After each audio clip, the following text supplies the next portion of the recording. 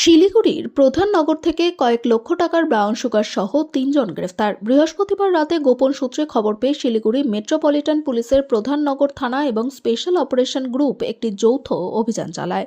প্রধান নগর এলাকায় অভিযান চালিয়ে ৩ জনকে আটক করা হয়। তল্লাশির সময় তাদের কাছ থেকে ৫০০ গ্রাম ব্রাউন সুগার উদ্ধার করা হয়, যার আনুমানিক বাজার মূল্য কয়েক লক্ষ টাকা। পুলিশ সূত্রে জানা গেছে, ধৃতদের মধ্যে ২জন মালদার বাসিন্দা এবং একজন মাটিকাড়ার প্রতিরাম এলাকার বাসিন্দা। ব্রাউন সুগারটি মালদা থেকে শিলিগুড়িতে পাচারের জন্য আনা হয়েছিল। পুলিশ ঘটনার সঙ্গে আরও কেউ জড়িত আছে কিনা তা তদন্ত করে দেখছে। ধৃতদের শুক্রবার শিলিগুড়ি আদালতে পেশ করা হবে। পুরো ঘটনার তদন্ত চালাচ্ছে শিলিগুড়ি মেট্রোপলিটন পুলিশের প্রধান নগর থানা এবং স্পেশাল অপারেশন গ্রুপ।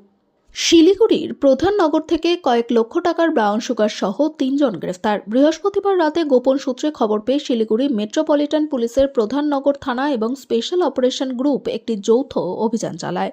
প্রধান নগর এলাকায় অভিযান চালিয়ে ৩ জনকে আটক করা হয়। তল্লাশির সময় তাদের কাছ থেকে ৫০০ গ্রাম ব্রাউন সুগার উদ্ধার করা হয়, যার আনুমানিক বাজার মূল্য কয়েক লক্ষ টাকা। পুলিশ সূত্রে জানা গেছে, ধৃতদের মধ্যে ২জন মালদার বাসিন্দা এবং একজন মাটিকাড়ার প্রতিরাম এলাকার বাসিন্দা।